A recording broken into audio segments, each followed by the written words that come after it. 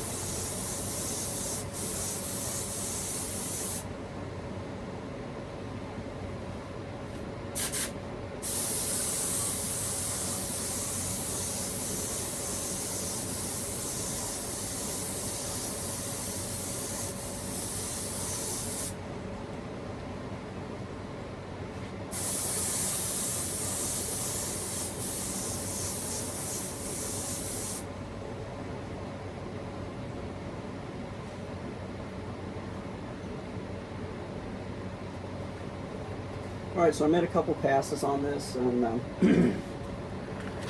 it's almost, it's not glossy at this point because I'm not laying this on real heavy. You can see that flake starting to appear in there. And just going to give it a round. I'm going to let this sit for just a few minutes, and then come back and start hitting it a little bit heavier. Just got to kind of build this up a little bit at a time here. So I'm going to give this a few minutes and get back with you in just a few. Okay, I went on and hit this with a couple of heavier coats, wet coats of clear, because I don't know, to me it's just kind of boring just watching me walk back and forth spraying this thing. So I went on and just kind of laid the heavy stuff in there. So you can see that flake's gotten a lot deeper. This is about probably 6 passes with the clear over the whole thing with the flake in it. So it's covered really nice. So now what I'm going to do, now I'm going to let this sit for just a little while and tack up, and I'm going to do one more coat of clear over the entire thing, just regular clear without the flake, to just kind of close things up. So far so good. Temperatures are staying good, so that's a help. The rain's let up for now. It was just barely raining anyway, but so far so good. So get back with you guys in just a bit. All right, I'm taking a chance doing this, but the sun's out momentarily, so just wanted to kind of show you this thing in the sunlight. So kind of see what's going on. So I think overall I got pretty good coverage. Not quite as smooth as I would have liked for it to be, but super bad. Colors are nice. These large scale bodies are hard to get clear on. I mean, you have to keep overlapping a lot because it'll haze up where you were at previously, and then you just got to really get in there and lay those wet coats all the way around. Anyway, so sun's going back in, and it may rain in again any second. So as you can see, it's kind of shitty looking, but I'm gonna get this back in the garage.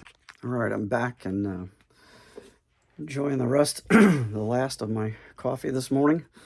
And so the clear coat's done, and it looks pretty good from what I can tell.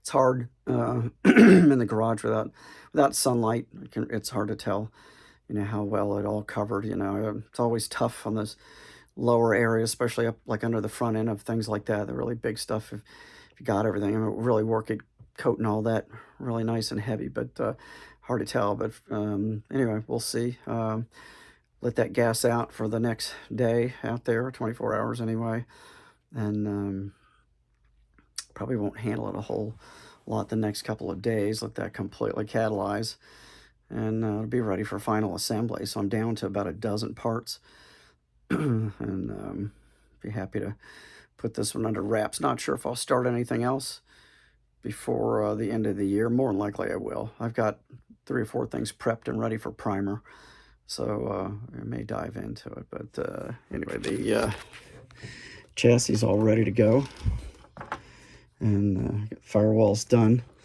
So really matter of sitting the body in there. I want to tighten these plug lines up a bit. Be a matter of sitting the body on there and starting to add all the rest of the details. Put the radiator on yesterday, and got this firewall I made out of sheet plastic because it's all it would fit. The stock firewall would not fit on there, so I've got the master cylinder in there. It's a very, very tight fit with this monster motor once the body gets on there. But yeah, anyway, so ready to move along. And I know you guys probably think I only own like 1 t-shirt, but this is kind of like my lucky paint shirt. I got a couple of these West Coast Chopper t-shirts. They're 20 years old. Gotta be. They got holes in them.